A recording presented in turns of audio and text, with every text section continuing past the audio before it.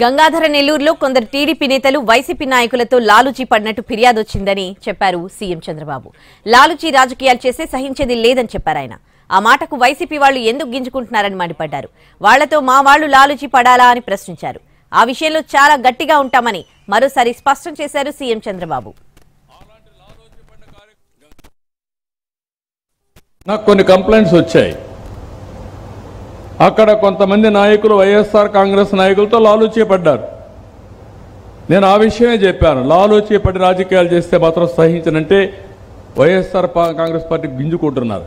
అంటే మీ పార్టీతో లాలూచీ పడాలా మా వాళ్ళు? అంటే మీతో లాలూచీ పడి ప్రాణాలు పోగొట్టుకున్న కార్యకర్తలకు కాకుండా మీకు పనులు చేయాలా మేము? నేను అడుగుతున్నా. అలాంటి లాలూచీ పడిన కార్యకర్తలు నేను సహించనని చెప్పాను, చెప్తున్నా, చేస్తాను కూడా. చాలా గట్టిగా ఉంటాను. అంటే ఎక్కడ చిన్న పని వస్తే వీళ్ళు లాలూచీ పడి డబ్బులకో కులపిచ్చితోనో లేకుంటే ఇంకో దాంతోనో వాళ్ళకి పనులు చేసేస్తే నిజమైన కార్యకర్త ఏమవుతాడు, లేకుంటే ఆయన మనోభావాలు ఏమవుతాయి? ఈ విషయం మనం గుర్తుపెట్టుకోవాల్సిన అవసరం ఉంది. అందుకే ఆ మాట చెప్పారు. ఎన్డీఏ కార్యకర్తలకు మీరు పనులు చేయండి, మన వాళ్ళ యొక్క ప్రాతినిధ్యం ప్రకారం. 9 నెలలుగా రాష్ట్రంలో బూతులు మాట్లాడడం మానేశారని అన్నారు సీఎం చంద్రబాబు. అసెంబ్లీ కూడా ప్రశాంతంగా ఉందని చెప్పారు ఆయన. ఎవరు తప్పు చేసినా ప్రజాకోర్టులో దోషులుగా నిలబడక తప్పదని 2024లో జరిగింది అదే అని చెప్పారు. వెంటిలేటర్పై ఉన్న రాష్ట్రాన్ని ఇప్పుడిప్పుడే బయటకు తీసుకొస్తున్నామన్నారు. 9 నెలలుగా బూతులు మాట్లాడడం మానేశారు.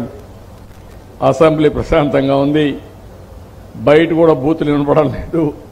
ప్రజా కోర్టులో ఎవరు తప్పు చేసినా దోషులుగా నిలబడక తప్పదు. అదే 2024లో జరిగింది. ఆంధ్రప్రదేశ్ రాష్ట్రం వెంటిలేటర్ పై ఉండే పరిస్థితికి వచ్చింది. వాళ్ళు ఇచ్చిన సహాయం కూడా తీసుకున్నాం. కాబట్టి నాకుండే అనుభవం అదే. మరి పవన్ కళ్యాణ్ గారు అందరం కలిసి ఇప్పుడిప్పుడే వెంటిలేటర్ నుంచి బయట తీసుకొచ్చాం. కానీ పూర్తిగా రికవర్ అయింది లేదు. ఈ విషయం మీరు గుర్తుపెట్టుకోవాలి.